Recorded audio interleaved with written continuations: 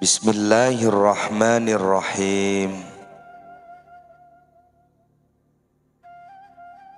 Seorang murid, orang yang menghendaki berdiri di bawah naungan taubatnya. Sedangkan seorang murad, orang yang dikehendaki berdiri di bawah naungan bantuan Tuhannya. Murid adalah orang yang berjalan menuju Allah Subhanahu wa ta'ala. Sedangkan murad ialah orang yang terbang menuju kepadanya. Murid itu berada di depan pintu, sedangkan murad berada di balik pintu dalam ilusi kedekatan. Tatkala seorang murid berusaha keras dalam beramal, maka ia akan menjadi murad. Orang yang ingin dekat kepada Allah Subhanahu wa ta'ala tanpa mengerjakan apapun, maka itu merupakan omong kosong. Kami menjelaskan perkara ini berdasarkan kejadian yang lumrah, bukan peristiwa yang jarang terjadi. Ingatkah ketika Nabi Musa alaihi salam didekatkan kepada Allah? Ia didekatkan setelah berhadapan dengan berbagai musibah dan kerja keras. Setelah berhasil melarikan diri dari rumah Fir'aun, Nabi Musa alaihi salam menghadapi kerasnya kehidupan dan mengembalakan domba selama beberapa tahun. Kemudian ia melihat hal-hal yang seharusnya dilihat. Pada saat itu ia menghadapi kelaparan, rasa haus, dan kesendirian. Dalam kondisi yang sedemikian rupa, ia bertemu dengan anak-anak perempuan Nabi Syuaib alaihissalam yang sedang membutuhkan bantuan. Maka bagaimana ia bisa membantu sementara ia dalam keadaan lapar yang luar biasa? Ketika hendak memberikan minum kepada domba-domba milik kedua putri Nabi Syuaib alaihissalam tersebut, Nabi Musa alaihissalam merasa malu dan pergi ke bawah pohon.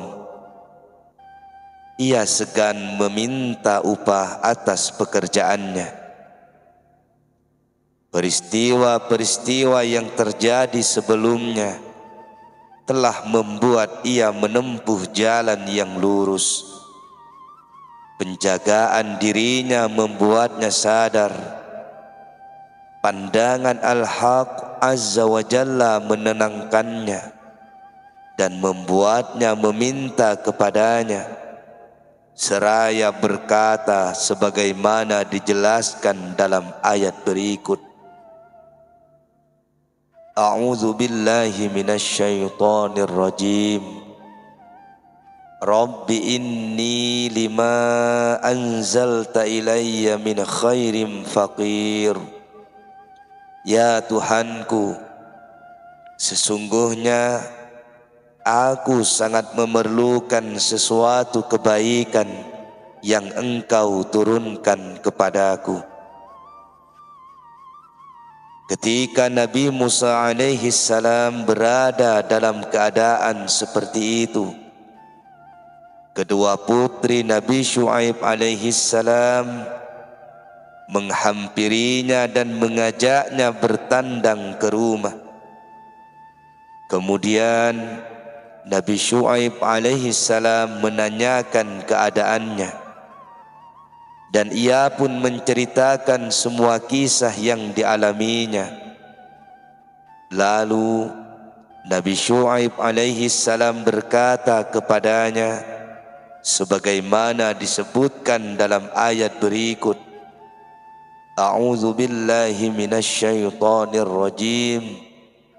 La takhaf, najauta minal qaumiz zalimin. Janganlah kamu takut, kamu telah selamat dari orang-orang yang zalim itu. Kemudian Nabi Syuaib alaihi salam menikahkan Nabi Musa alaihi salam dengan salah seorang putrinya dan memberi domba untuk dipelihara. Nabi Musa alaihi salam pun lupa dengan kerajaan Fir'aun. Ia memakai pakaian sebagaimana para penggembala. Siang dan malam selalu bersama domba-dombanya. Ia tinggal bersama istrinya di padang Sahara yang membisu, mempelajari kesuhudan dan khalwat atau menyendiri dari para makhluk, serta menyucikan hati dari mereka. Begitulah keadaannya selama beberapa tahun. Kerajaan Fir'aun telah hilang dari hatinya, serta dunia dan segala isinya raib dari relung jiwanya. Ketika masa perjanjian antara dirinya dengan Nabi Syuaib alaihi salam telah usai, ia dibebaskan dari perjanjian itu, dan yang tersisa hanyalah perjanjiannya dengan Allah Subhanahu wa ta'ala, serta haknya yang berada di dalam hati dan relung jiwanya. Pada saat meninggalkan Nabi Syuaib alaihi salam, Nabi Musa alaihi salam membawa istrinya dan melakukan perjalanan sepanjang 3 farsakh dari Madyan. Ia pun diselimuti malam di tengah perjalanan. Kala itu istrinya sedang hamil. Sang istri merasakan keheningan dan meminta kepada Nabi Musa alaihi salam untuk mencari api sebagai penerangan. Lalu ia mengambil korek api dan berusaha menyalakannya. Akan tetapi korek tersebut tidak bisa mengeluarkan api sedikit pun. Malam semakin menyelimuti, kegelapan semakin pekat, dan kebingungan menghampirinya dari segala penjuru. Dunia dengan segala kelapangannya terasa sempit baginya. Nabi Musa alaihi salam bersama istrinya berada di jalan yang tidak dikenalnya sama sekali. Dalam keadaan galau seperti itu, ia berdiri di tempat yang tinggi, kemudian melihat ke kanan dan kiri, serta ke depan dan ke belakang, agar bisa mendengarkan suara atau mendapatkan cahaya di sisi lembah.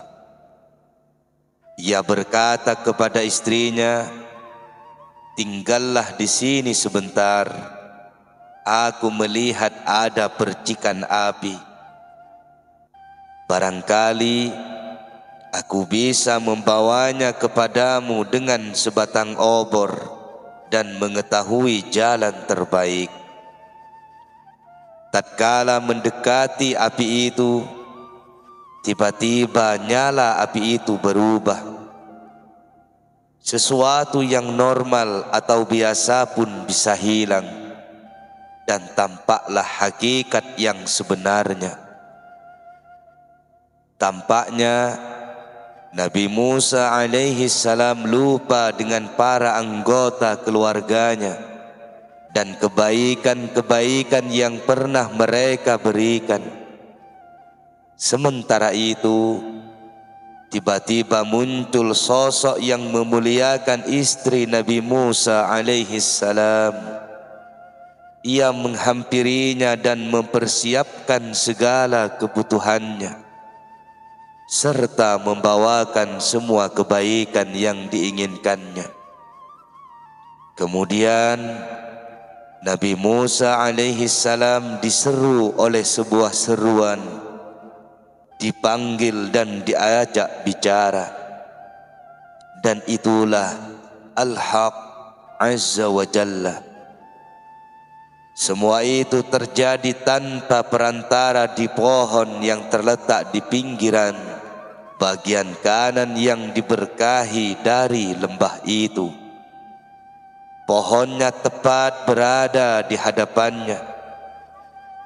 Lalu Nabi Musa alaihi salam mendengar dia berfirman, "Ya Musa, inni anallahu rabbul alamin." Ya Musa, sesungguhnya aku adalah Allah, Tuhan semesta alam. Maksud ayat tersebut adalah aku, Allah, bukanlah sekadar raja jin dan manusia, akan tetapi Tuhan sekalian alam. Nabi Musa alaihi salam telah mendustakan Fir'aun yang berkata, sebagaimana disebutkan dalam ayat berikut, "Ana rabbukumul a'la," akulah Tuhanmu yang paling tinggi. Celakalah dirimu, wahai pelaku bid'ah yang tidak mampu berkata, sesungguhnya tiada Tuhan selain Allah. Tuhan kami maha berbicara, bukan bisu. Dia telah menegaskan masalah ini dalam firman-Nya kepada Nabi Musa alaihi salam, sebagaimana dijelaskan dalam ayat berikut, "A'udzu billahi minasyaitonir rajim. Wa kallamallahu Musa taklima." Dan Allah telah berbicara kepada Musa dengan langsung. Firman Allah subhanahu wa ta'ala dapat didengar dan dipahami tatkala Nabi Musa alaihi salam mendengar firman-Nya, maka jiwanya seakan-akan ingin keluar dan sujud tersungkur karena keagungannya. Ia mendengarkan perkataan yang belum pernah didengar sebelumnya. Ia datang dengan kelemahan manusiawinya, kemudian dia menguatkannya. Dia mengutus malaikat kepadanya untuk menopangnya. Lalu ia meletakkan salah satu tangannya di dadanya dan tangan yang satunya di belakang punggungnya, agar ia bisa berdiri, hatinya kuat, serta akalnya sadar. Tujuannya adalah agar ia bisa mengerti dan memahami firman-Nya. Setelah Nabi Musa alaihi salam berdiri dan merasa dunia ini sempit dengan kelapangannya, maka Allah memerintahkannya untuk mendatangi Fir'aun dan kaumnya, serta menjadi utusannya kepada mereka. Ia berkata, "Wahai Tuhanku, leraikanlah ikatan lidahku, agar mereka paham perkataanku. Kuatkanlah punggungku dengan saudaraku, sebagaimana yang telah diketahui, lidah Nabi Musa alaihi salam itu cedal. sehingga menyebabkan ia tidak mampu berbicara dengan fasih atau lancar. Hal ini dikarenakan oleh suatu perkara yang terjadi antara dirinya dengan Fir'aun pada saat ia masih kecil. Biasanya jika ia ingin membicarakan sesuatu, maka ia diam dan berusaha menyusun kata-katanya dengan kadar waktu orang lain dapat berbicara dengan 70 kata. Dulu tatkala Nabi Musa alaihi salam berada di istana Fir'aun, yakni pada masa kecilnya, istri Fir'aun yang bernama Asiyah membawanya ke hadapan suaminya dan berkata, "Ini akan menjadi penyejuk jiwaku dan jiwamu, maka janganlah kamu membunuhnya." Kemudian Fir'aun memeluk dan menciumnya. Pada saat itu ia memegang dan menarik jenggot Fir'aun. Lalu Fir'aun menjadi marah. "Inilah anak yang akan menyebabkan hilangnya kekuasaanku yang sekarang berada di tanganku. Oleh karena itu, ia harus dibunuh." Mendengar ucapan itu, Asiyah menjawab, "Ini adalah anak kecil yang tidak tahu apa yang dilakukannya." Kemudian Fir'aun bertitah agar dihadirkan di hadapannya sebuah bejana yang berisi bara api dan sebuah bejana lainnya yang berisi permata. Asiyah berkata, "Kita biarkan kedua bejana itu. Jika ia mengetahui perbedaan di antara keduanya dan mengarahkan tangannya ke permata daripada bara api, maka bunuhlah ia. Akan tetapi, bila ia tidak bisa membedakan di antara keduanya dan mengarahkan tangannya ke bara api, maka janganlah membunuhnya." Fir'aun setuju dengan syarat itu dan membiarkan bejana-bejana itu berada di hadapannya. Lantas apa yang terjadi? Nabi Musa alaihi salam mengarahkan tangannya ke bara api, lalu mengambil sebuah bara dan memasukkannya ke dalam mulutnya. Lalu ia pun menangis. Setelah itu Asiyah berkata, "Bukankah aku sudah mengatakan kepadamu bahwa apa yang dilakukannya tidak ada maksud sama sekali?" Kemudian Fir'aun membiarkannya dan tidak jadi membunuhnya. Allah subhanahu wa ta'ala mendidiknya di istana Fir'aun. Maha suci Allah yang mempersiapkan lisannya serta menjadikan kegembiraan dan jalan keluar dari setiap keresahan, kegelisahan, serta kesempitan. Dia berfirman, "A'udzu billahi minasy syaithanir rajim. Wa may yattaqillaha yaj'al lahu makhraja wa yarzuqhu min haitsu la yahtasib.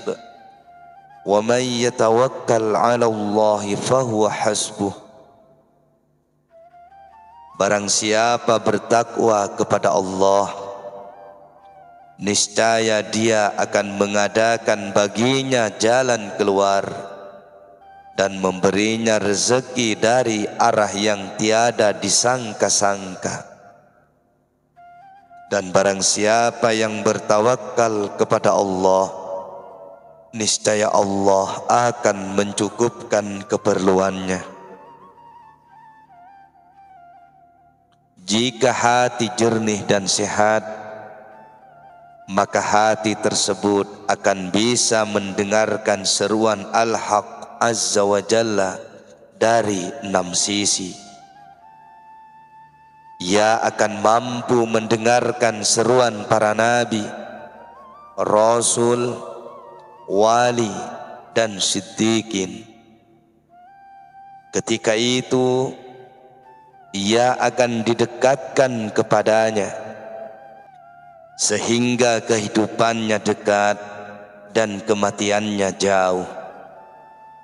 Kemudian ia ridho dalam munajat kepadanya.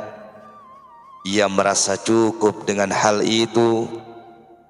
Ia tidak peduli dengan hilangnya dunia, rasa lapar, haus, celaan, dan keberpalingan.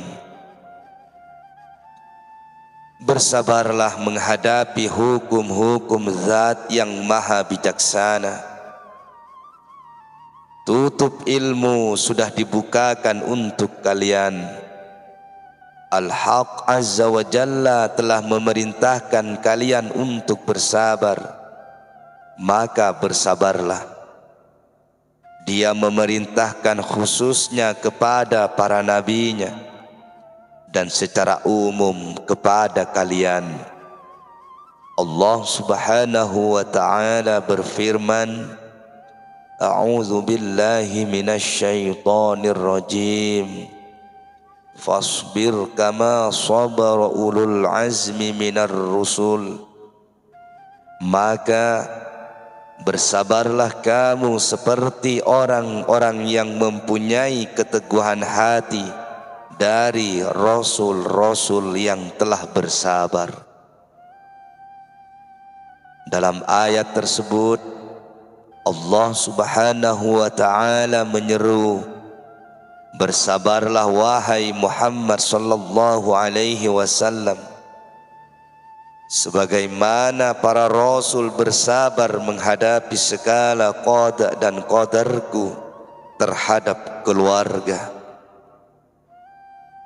anak-anak, harta, dan siksaan mereka dari para makhluk. Mereka menerima semua itu dengan penuh beban. Alangkah sedikitnya beban kalian. Salah seorang di antara kalian tidak mau menanggung satu kata saja dari sahabatnya dan tidak menerima uzurnya. Pelajarilah akhlak dan perbuatan Rasulullah sallallahu alaihi wasallam. Teladanilah dan ikutilah jejak langkah beliau. Bersabarlah memikul beban-beban berat yang dihadapi pada awal perjalanan, sampai kalian bisa menikmati ketentraman pada akhirnya. Awal sesuatu adalah keletihan dan akhirnya ialah ketenangan.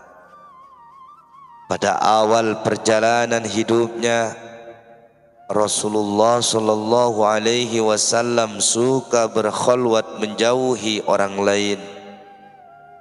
Selama beberapa hari beliau mendengar orang yang berkata, "Wahai Muhammad."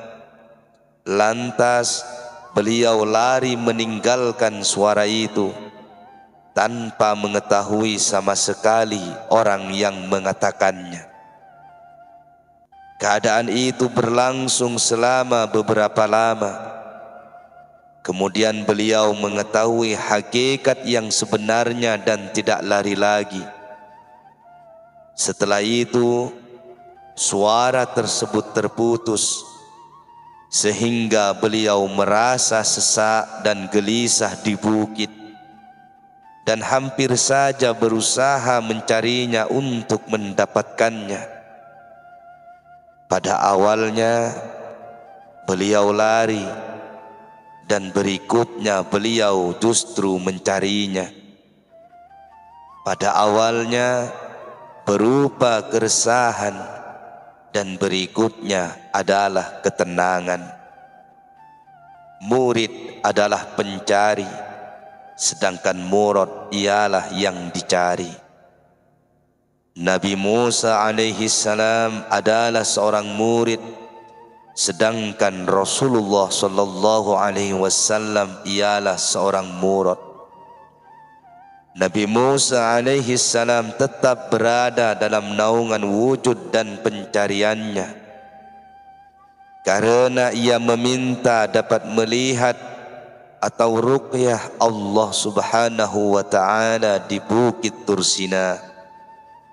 Dan tatkala Rasulullah sallallahu alaihi wasallam menjadi murad, maka beliau diberikan ruqyah tanpa harus meminta.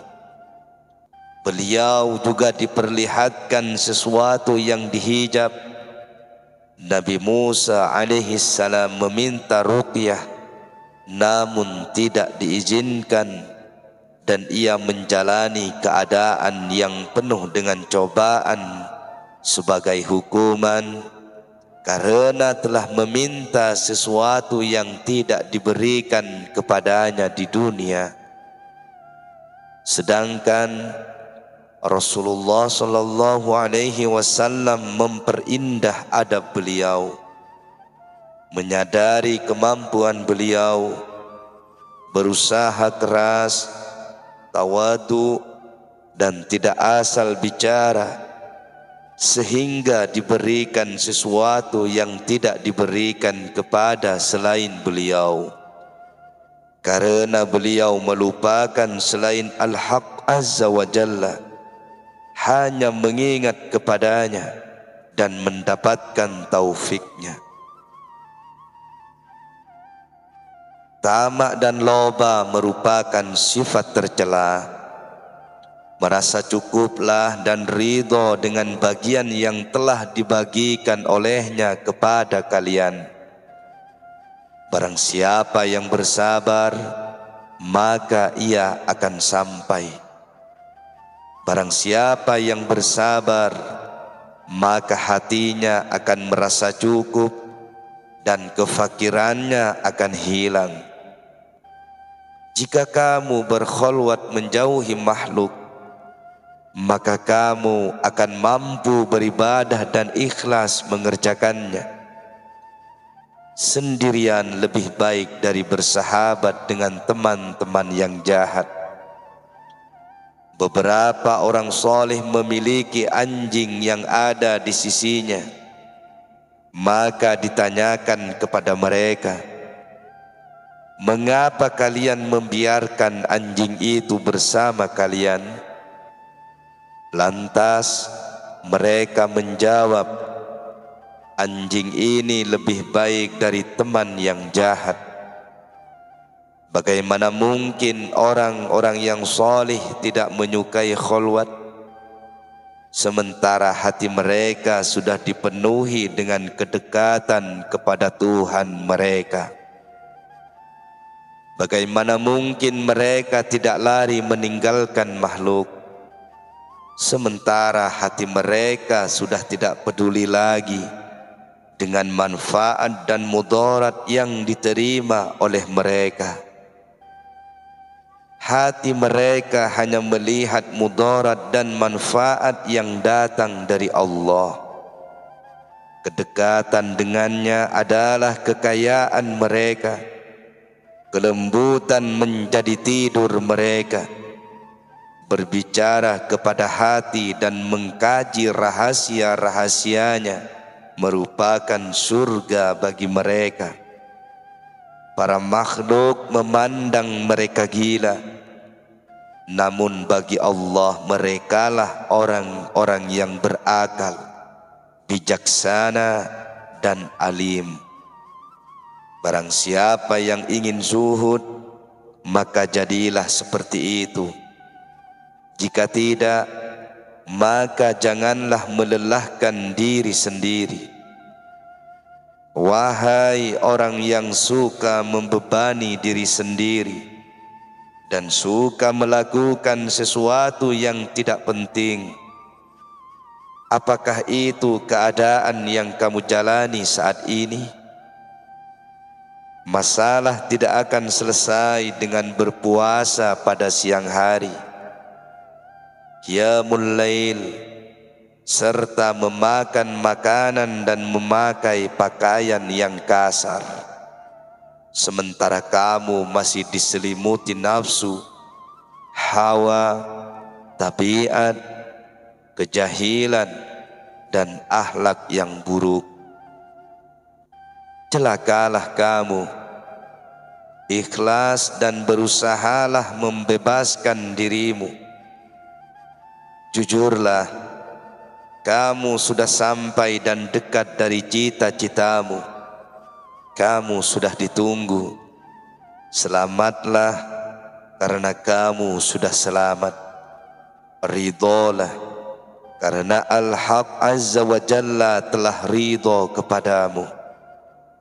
Ya Allah, kuasakanlah segala urusan kami di dunia dan akhirat. Janganlah menyerahkan kami kepada diri kami sendiri, dan jangan pula kepada salah seorang makhluk-Mu.